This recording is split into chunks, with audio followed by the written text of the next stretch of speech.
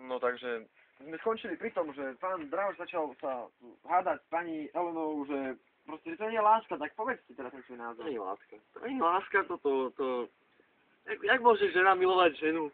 Tak To je proti... môže To je proti... dospelý muž milovať malé Ale deti. veď to je proti prírode. To je proti prírode. Opačné pohľavy, myslíte, že... Máte Buďte niekde v prírode. Rešpektujte to, To sa myslí. nerešpektujeme vás. Nie, to je uchylka. To je uchylka toto. A toto podľa vás nie je uchylka? Čo myslíte? No toto pedofília?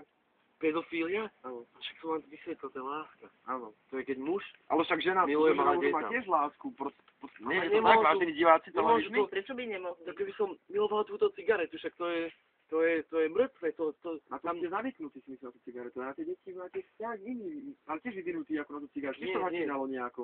Áno, Vyvíjalo. začínalo to. Ale Aké boli začiatky? už som tu pred chvíľou. Nie láska. Nie.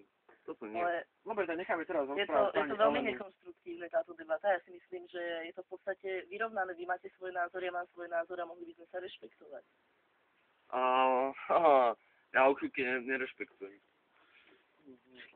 Neviem, však nechám sa na vás dvoch teraz momentálne. Vy ste tu dva, tak sa rozprávajte. Tak myslím, Napríklad, že vám to ako začalo tá lesbická láska? Ako ste na to prišla? Úplne od začiatku, v asi tak 13 rokoch, som si všimla, že ma vyše priťahujú ženy než muži. Ale myslím si- Ako otvorene sa rozprávame a podstatne Viete, lebo... tému. Viete, ako... Ale myslím si, že je to určite viac v norme než pedofília, Nie. ktorá je spoločensky úplne zavrhnutelná.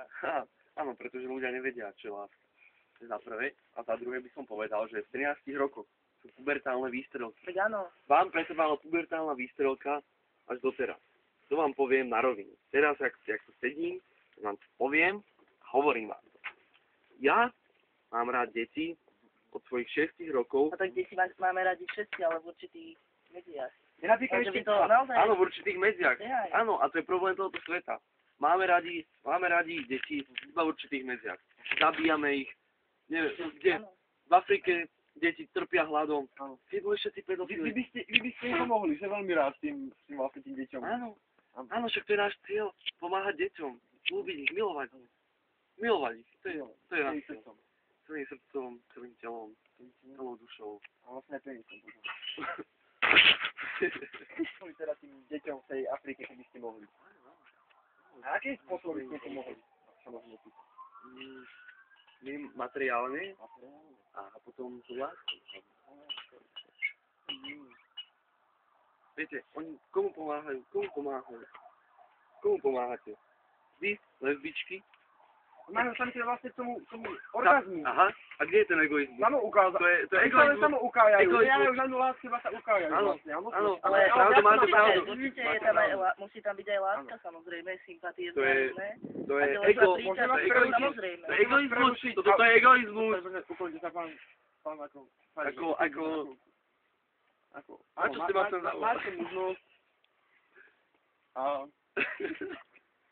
No takže, ak sa môžem opýtať tu na slečny, že či už mala nejaký ten pomer so ženou bez lásky, že iba tak sexuálne, že uchylka. Tak áno, boli to také známosti na jednu noc, takzvané, ale takých bolo veľmi málo. Prednostím také, kde je aj láska, lebo myslím si, že to je najdôležitejšie. No a viete ako, chcem sa opýtať, že či má radšej brunetky, alebo blondinky, alebo zrzavé slečny, alebo tak, viete.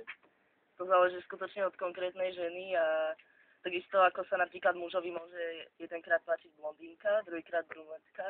Závisí proste od takej osobnej krásy a od charizmy, od vnútorného vyžarovania, si myslím.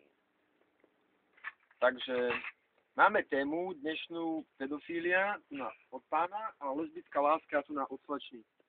Takže rozoberáme túto modernú tému, viete, lebo moderná, je to moderné vlastne, je rok 2006, vlastne za 4 mesiace je rok 2007 a vlastne je to také tabu dnešné tejto doby proste, že takéto...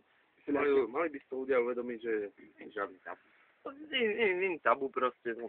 Je láska. Je to proste zdravé zmýšľanie týchto ľudí, áno? Jak môžem povedať.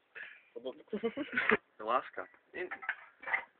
Je rozdiel Ale medzi... pán Drahový, veď vy stále rozprávate iba o láske. Ale veď rozprávajte aj o niečom inom, ako by to ľudia mali rešpektovať proste, ako sa do toho dostali, jo. Ako, máme tu ešte posledných pár minút do konca, takže by som chcel privítať ďalšieho diváka. ktorý sa volá Patrik a mal otca, ktorý bol pedofil a celý život dosť násilnoval v podstate a ten chlapec má z toho psychickú újmu a je z toho strašne, takže prídeme sa porozprávať tu s pánom Drahošom o tom, že čo má ten chlapec robiť, aby sa spamätal z toho. Takže privítajme prosím vás Patrika, ktorý si usadne tam do toho horúceho kresla. Takže poďte, poprosím záber na pána Patrika. To má problémy s konečníkom od toho mladého veku, od otca. Pán Patrik, poprosím, mám tlačí na čas. Viem, že má tlačí konečník, ale tlačí vás čo. Voláte sa Patrik? Áno.